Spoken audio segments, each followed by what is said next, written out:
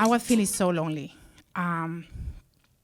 I arrived to the United States two months ago, and I was pregnant, and I didn't know any English, and I was in so much pain. I tried to rest in my bed, and but my stomach was refusing to give me a break. I started feeling like my mouth watery, and I knew that in a few seconds I needed to grab my bowl next to my bed because I couldn't, it wouldn't get into the bathroom in time.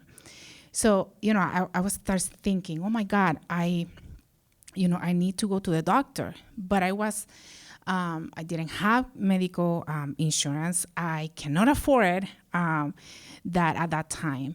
So my husband was really worried, and he was telling me, "Oh, let me take you to the hospital." And I was like, "No.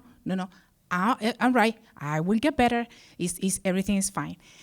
Next morning, my mother-in-law told my neighbor what was going on with me, and she came to my room and say, "I know where you can apply for medical assistance.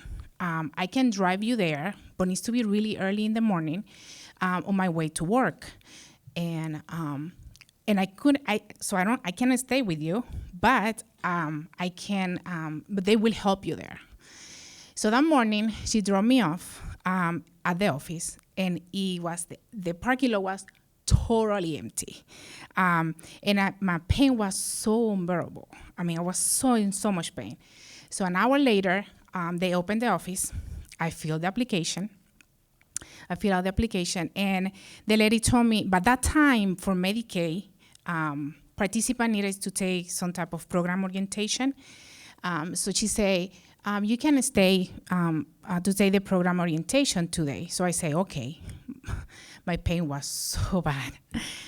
But I entered the room, and it was a room like this, and I sat in the back of the row.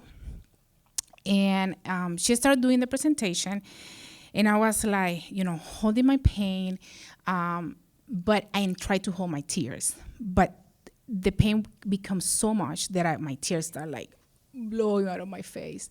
But I didn't do any noises, but it's still falling.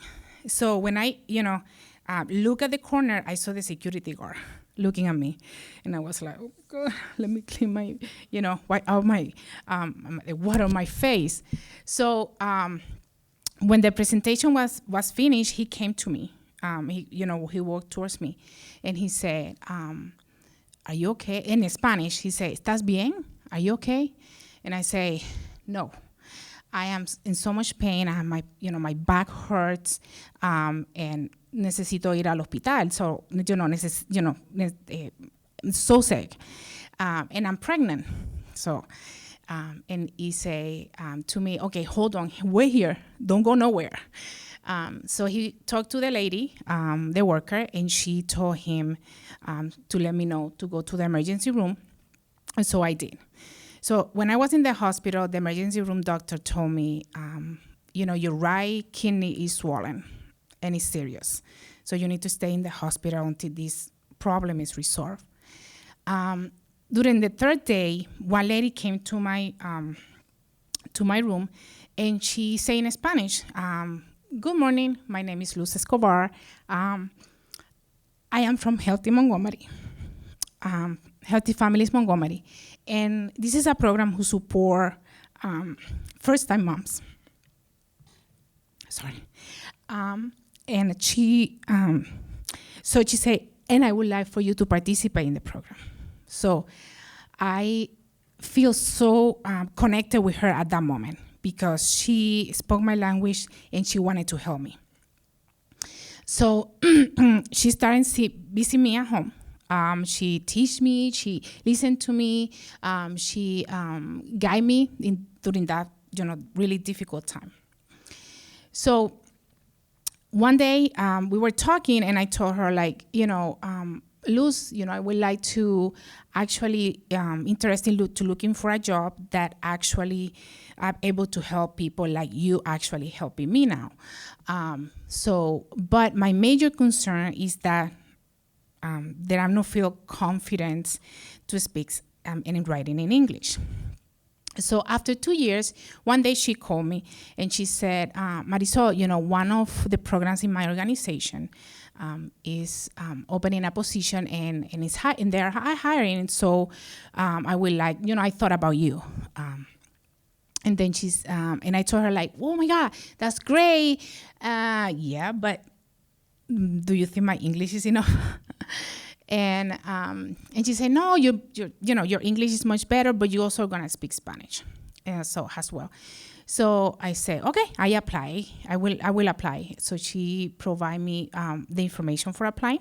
So after a week after my interview, they offered the position. So I was thrilled. I started working in the Care for Kids program as a client services specialist. I start educating families. I start meeting them and their kids at that time. I give them information about the program, and I answer the questions, and I also listen to their stories.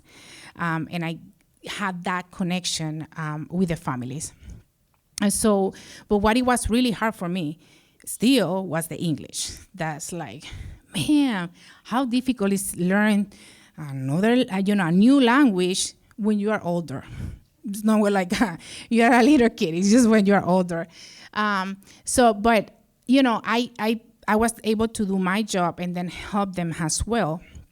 So, and the job gave me the opportunity to improve my English, but also at the same time, it helped me to gain some confidence to overcome that fear. So after that, I was promoted for the program manager. So at that time, I was participating in meetings with the stakeholders in the community more often. And one of those meetings, they separated us like small groups, and they give us like 15 minutes to do a specific activity. So the moment that they will bring me to a much deeper understanding of the impact of my work was about to happen, right? So after the activity was finished, one lady came to me and she asked me, are you Marisol Ortiz from Care for Kids? And I say, yes, I am. How we met? And she say, no, but you helped my mother. So I'm really happy to meet you. And I was like really surprised. I was like, who is this? And then she continued talking, and she said, I was a Care for Kids participant for many, many years. And you helped my mom a lot. When we came to this country, my mom was really worried that we didn't have, that she doesn't know what to do if we got sick. So as soon as she knew about Care for Kids, she applied. And you help her through the enrollment process. You was so kind to her during the time, anytime, any questions she may have. You become and you made yourself available to answer any question. And so it's because of your help and generosity and the program that you guys changed our life. So she said, and because of that, I now works to help others. So I finished college, she said. I work for a nonprofit organization providing social services assistance to families like mine. So thank you. So as you can imagine, I could barely talk.